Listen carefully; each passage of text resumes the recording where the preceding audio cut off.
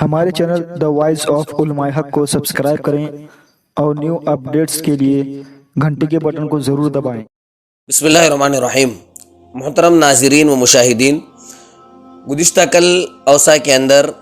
دینی تعلیم بورڈ جمعیت علماء اوسا کی جانب سے ایک میٹنگ منعقد ہوئی تھی،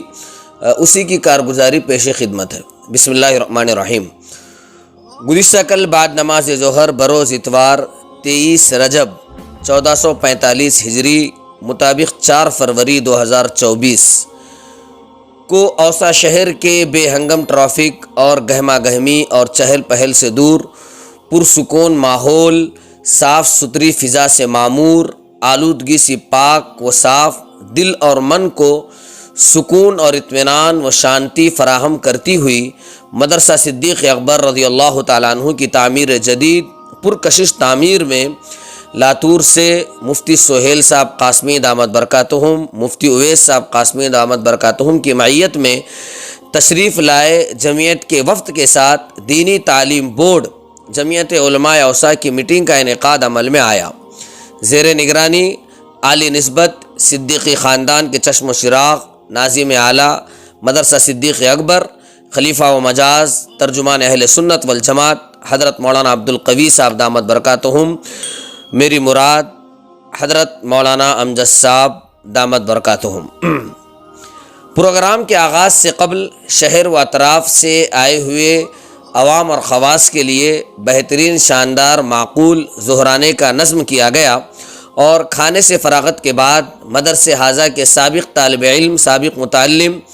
حافظ سید زاہد ول سید حافظ شاہد صاحب، ان کی بہترین تلاوت قرآن سے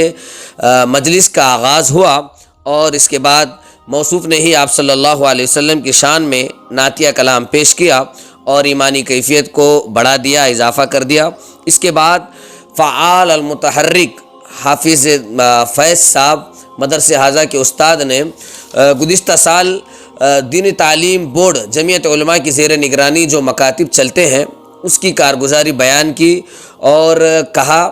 کہ شکریہ کے مستحق ہیں وہ لوگ جنہوں نے اس مکاتب کے لیے اپنے مالی طور پر تعاون کیا ہے۔ اللہ تبارک تعالیٰ انہیں دونوں جہاں میں سرخرو کرے، دونوں جہاں میں کامیاب کرے۔ اس کے بعد مفتی اویس صاحب قاسمی دامت برکاتہم نے مکاتب کی اہمیت اور فضیلت اور افادیت کو بتلاتے ہوئے کہا، اس وقت مکاتب کا نظام اور مکاتب کی تعلیم گویا کہ یہ ایک فرض کے درجے میں ہے، اور اس وقت مکاتب کا نظام یہ ریڑھ کی ہستی کی حیثیت رکھتا ہے۔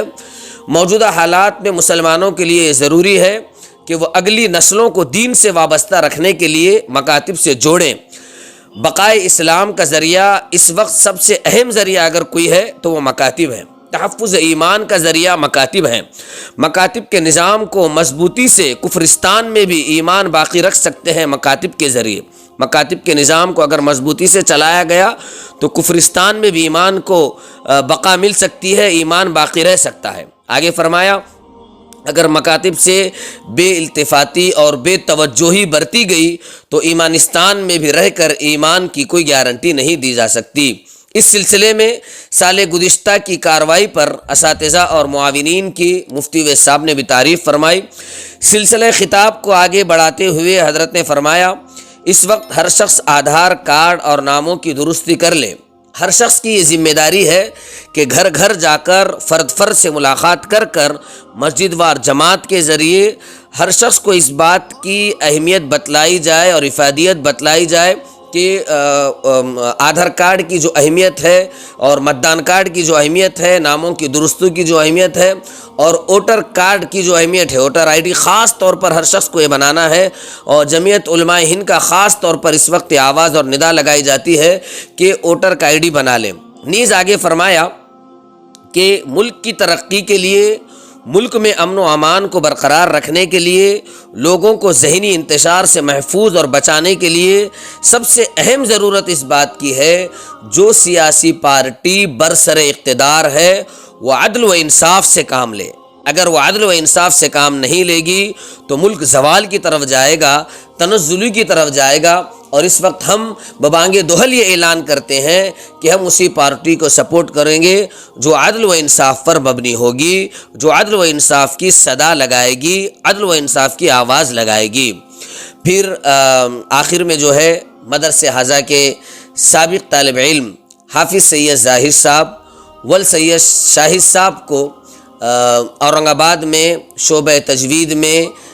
اول پوزیشن آنے کی بنا پر مدرسے صدیق اکبر کی جانب سے جو ہے ان کی گل پوشی کی گئی۔ اس موقع پر شہر اوسا کے مختلف